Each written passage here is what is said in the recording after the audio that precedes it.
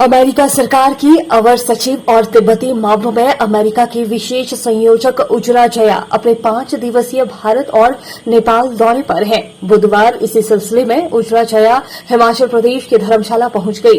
भारतीय मूल की उजरा जया अमेरिकन सरकार में महत्वपूर्ण ओहदे पर है और इन्हें यूएस सरकार की ओर से मानव अधिकारों, लोकतांत्रिक शासन और मानवीय प्राथमिकताओं के मद्देनजर भारत भेजा गया है। इसी कड़ी में बुधवार उजरा जया सीधे अमेरिकन दूतावास की एक और प्रतिनिधि पैट्रिसिया लसीना के साथ धर्मशाला पहुंच गई है। Z+ सुरक्षा के बीच यहां उनका निर्वासित तिब्बतियन नागरिकों और सरकार की ओर से भव्य स्वागत किया गया। सुबह से ही निर्वासित तिब्बतियन नागरिक अपने सांस्कृतिक दलों के साथ पारंपरिक परिधानों और अमेरिका, भारत और तिब्बत के झंडे लेकर कांगड़ा के गग्गल एयरपोर्ट पर स्वागत के लिए पहुंचे।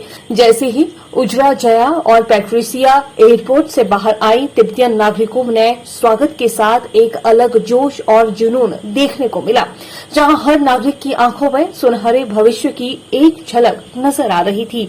हर एक को यूं प्रतीत हो रहा था कि कोई उनके लिए उनके वतन वापसी का कोई बड़ा सा तोहफा लेकर उनके पास पहुंचा है। वहीं तिब्बतीय नागरिकों ने बताया कि लेडी पैट्रिसिया का यहां आना उनके लिए बेहद महत्वपूर्ण है और वे यहां निर्वासित तिब्बतियों के बीच 2 दिन तक अपना महत्वपूर्ण वक्त गुजारेंगी।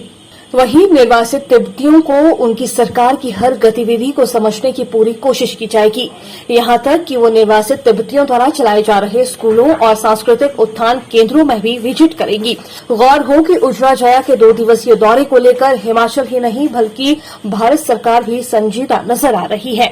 यहां उन्हें सुरक्षा के लिहाज से हर प्रकार के गार्ड मुहैया करवाए गए हैं। एयरपोर्ट पर भी उन्हें किसी से मिलने की बजाय सीधे उनके वाहन में बिठाकर गंतव्य की ओर रवाना किया गया। आज हमारा एक वीआईपी आ रहा है, इसी ये वीआईपी के लिए हम वेलकम करने आया था। मैडम बहुत इम्पोर्टेंट है हमारे लिए, बहुत इम्पोर्टेंट है।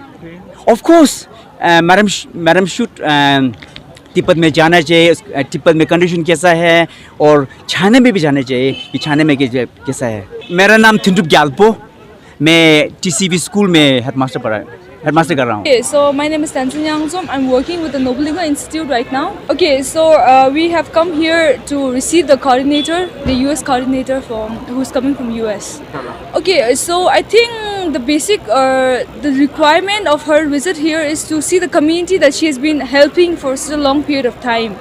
So if you are helping a community, you are helping a bunch number of people. It could not be like 1 people, 10 people, 100 people.